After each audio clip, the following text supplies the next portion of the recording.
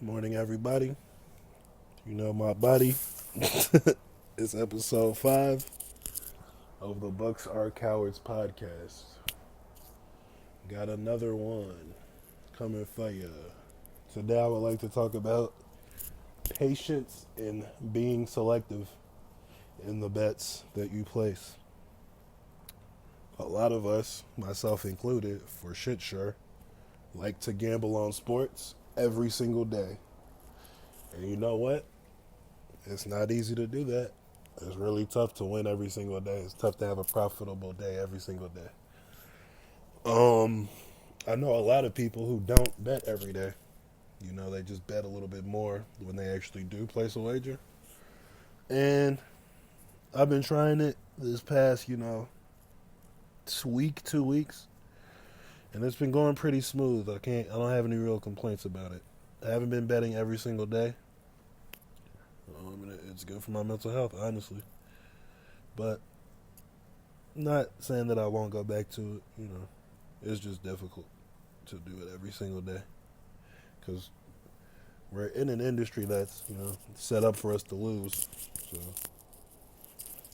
mentally, it becomes draining, and emotionally, you get a little dejected sometimes when you lose.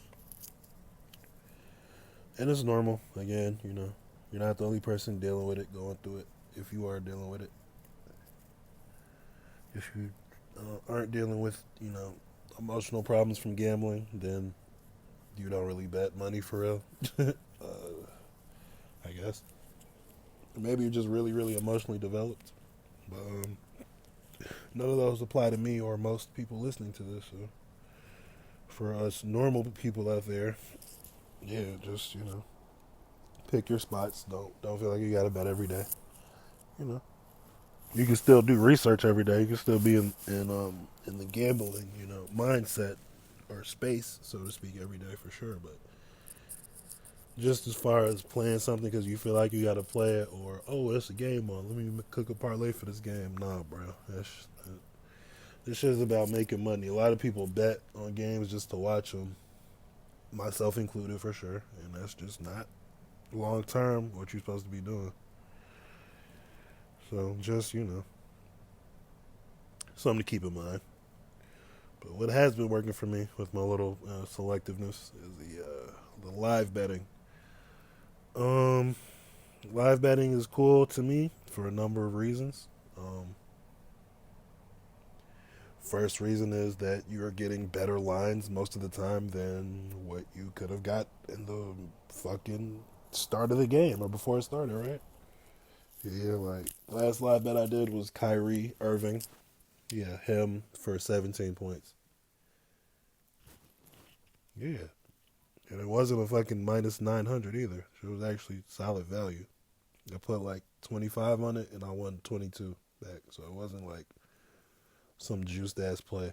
The only problem was that he had 4 points at halftime. I bet on him at halftime to have 17 points. At halftime, he had four.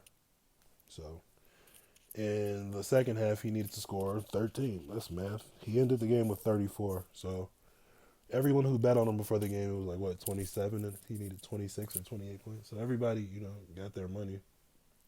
But I only needed 17 points, which is cool. Another good part of it is like you get to see how the game is playing out. Now Kyrie started off, not scoring too many points, but I saw he wasn't shooting a lot of shots. He was like 2 for 8 at the time, so I knew that knowing him that he would come out aggressive for the second half. If I would have fucking bet on him pregame, I would have just been dead in the water, hoping that he got 21 in the second half, which he actually ended up doing. So all in all, there's just sometimes you can get advantages from betting during the game as opposed to betting beforehand. Though I will say, if you want to make those crazy parlays and get, best odds, then yeah, you got to do that before the game. Is anybody really making money from those long term? Are you? Are you actually? I don't know. Maybe you are, but I'm not. So that's why I don't do them as much. But I still do them because, I am successful at them. But it's just not my only weapon. It's not the only weapon you have in your arsenal, man. So don't be afraid to be selective, and don't be afraid to not gamble every day. Um, Look at some live bets. You don't have to always bet before the game. You can find some easy ass spots if you take shit live. Like Pat Mahomes and the Chiefs were plus 300 at halftime. I put $20 on them. I got $80 total, which is cool. If I would have put 20 on them before the game, I would have made 40. So it's just like, yeah, you know, the lines are what they are for a reason. Um,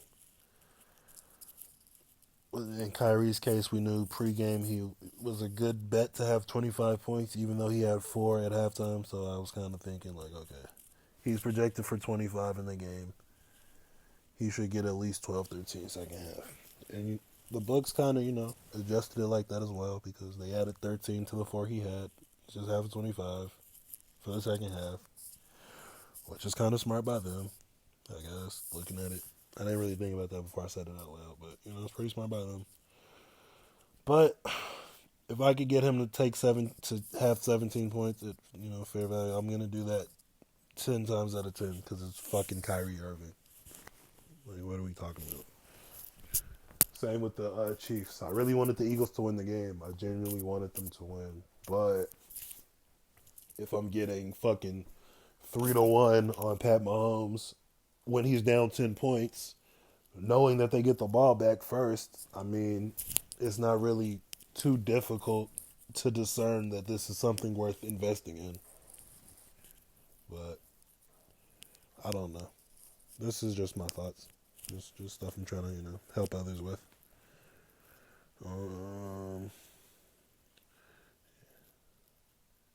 See if we got anything else on the docket. I guess mental health.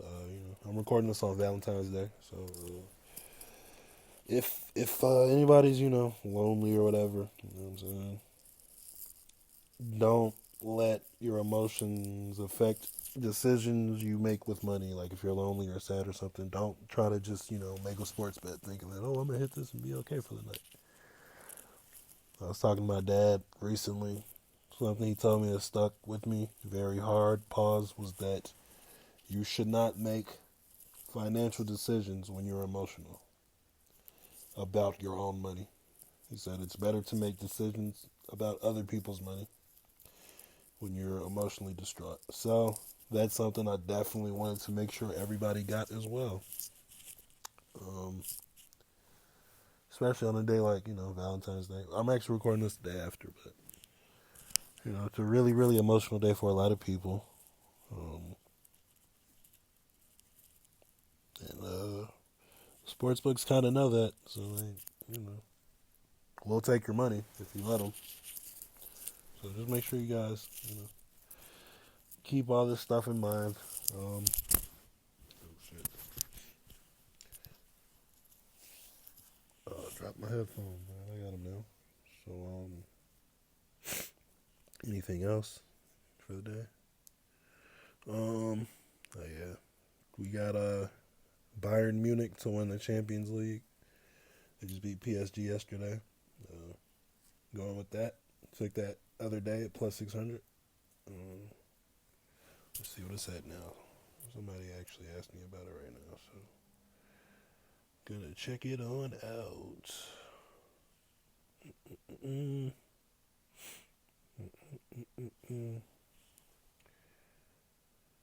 FanDuel. On the soccer. On the futures. Okay, cool. And yeah, so I took Bayern Munich plus 600 yesterday. Now they're down to plus 430 because they beat PSG. Sick. So, yeah, it's looking like a solid pick. If you guys want to, get with it, still time to get with it. If you like City, I guess you could, parlay City with something else if you want some nice little value. Like, I'm thinking about taking City with the Celtics or with the Bucks because that'll be a fire little payout.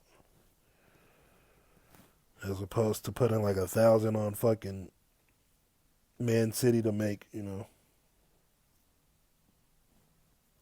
1,800, you could just put 100 on Man City and 100 on Giannis, and then you'll get that. So just thinking as a hedge for Bayern, or whoever makes you sweat if you want to take Bayern for the chance. But that's a big bet I made, and yeah, I hope that shit hits. So if you go to FanDuel Soccer Champions League, UEFA Champions League futures, touch Bayern, put a little something on it. I like it, man. I think they're a good team, man. Not really the biggest soccer, dude. I'm more NBA, NFL, obviously, as you know. But gonna leave it there for now. Appreciate everybody listening. Gonna have some guests next time, hopefully. But if not, I'm gonna, do this shit myself. Keep my consistency up. Everybody have a amazing and blessed day. Happy Valentine's Day. And yeah. Twitter, books are cowards, like books, ARE, are cowards. Discord, 50 boys, that's us, that's our branding. We'll be in the bio, ideally. If it's not, that means I forgot, and just, come to my Twitter, which is books are cowards, and mention me like, hell, bro, why the fuck didn't you put your link in your fucking description again? And I'll get right on it for you and send you the Discord and Twitter and everything. But yeah, appreciate everybody. Oh yeah, it's the off season now too. Shout out to the Chiefs. Won the Super Bowl, man. Shout out to Eagles. Had a great season, great fucking season. No shame for any Eagles fans.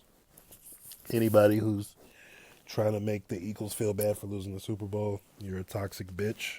Unless your team is in the NFC East. In that case, like if you're a fan of an NFC East team and you're not making fun of the Eagles, then that would make you toxic because the fucking Eagles fans are shitty. They're pieces of shit. Other than that, I want everybody, just have a blessed day. Peace out.